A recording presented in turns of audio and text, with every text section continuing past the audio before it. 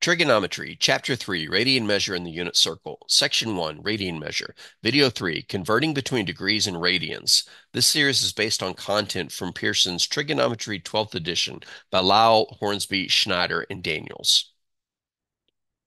In the previous video, we learned that the radian measure of an angle theta is the ratio of the arc length s, intercepted by theta as a central angle, and the radius r of a circle. So theta equals s over r. We also learned that the relationship between degrees and radians was pi radians equals 180 degrees. This stemmed from the fact that one revolution is 360 degrees, but the arc length of one revolution is the circumference, 2 pi r. This makes the radian measure for one revolution, theta equals 2 pi r over r. R's cancel, leaving 2 pi. Thus, 2 pi radians equals 360 degrees, and hence pi radians equals 180 degrees. In this video, we will use the relationship between degrees and radians to develop a technique for converting between the two. For example, convert 120 degrees to radians.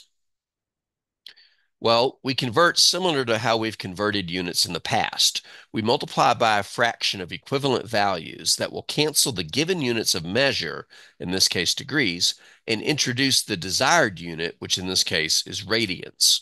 So let's start by setting up 120 degrees multiplied by a fraction. Since we want the degrees to cancel, we'll put degrees in the bottom and radians on the top. This will also bring radians into the expression. Now we fill in the values that give us the equivalency between radians and degrees, namely, pi radians is the same as 180 degrees. The degrees cancel, and we can put everything together as 120 pi over 180. But this is a fraction, and clearly we're going to reduce it.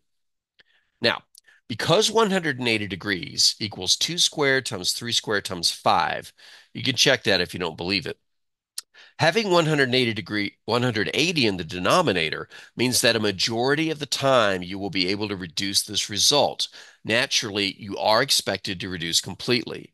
Now, this fraction will reduce by 60, but you could reduce it in bits and pieces. Like, for example, you could reduce it by 10 and then go from there. But if you reduce it by 60, you'll get 2 pi over 3 radians. You can read this as 2 pi over 3, 2 pi thirds, or 2/3 pi, whichever one tickles your fancy. 120 degrees equals 2 pi over 3 radians. It is common to leave radian measures as a multiple of pi, unless a decimal approximation is needed. And also notice I did not write radians, as it is a unitless measurement. It is not wrong to write radians, it is just unnecessary. Now let's try one in the other direction. Convert 7 pi over 4 to degrees. Again, notice the lack of unit on the radian measure. Well, we're going to do the same thing. To convert from radians to degrees, we need to set up the correct ratio to cancel radians and introduce degrees. Since we're focusing on the units, I will write radians in this process. So here's our 7 pi over 4 radians, ready to multiply by a fraction. Since we want to cancel radians and bring in degrees, it's radians on the bottom, degrees on the top, and the equivalency is 180 degrees over pi radians. Now, we could go ahead and multiply all this out, but notice there are some things that are match and are going to cancel. So let's take advantage of that. At this point, let's cancel the pi's and the radians. But while we're at it, we can reduce the fraction as well, specifically the 180 and the 4 by 4.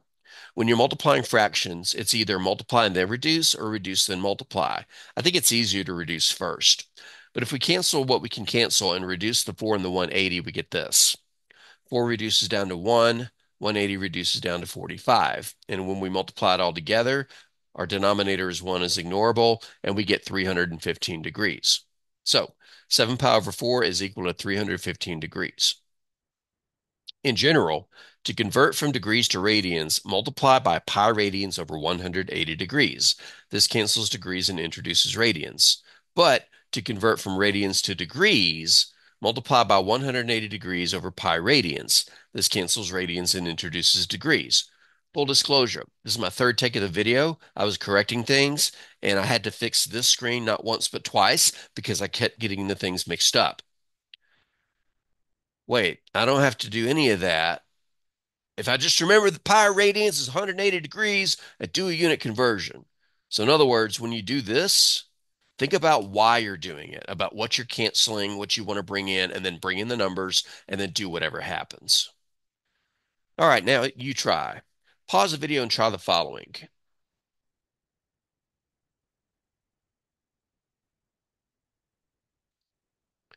All right, here's your fair warning if you have not paused the video yet. Solutions in three, two, and one. I do want to comment that the radian answers do have pi's in them, although if we needed a decimal, we could just use an approximation for pi.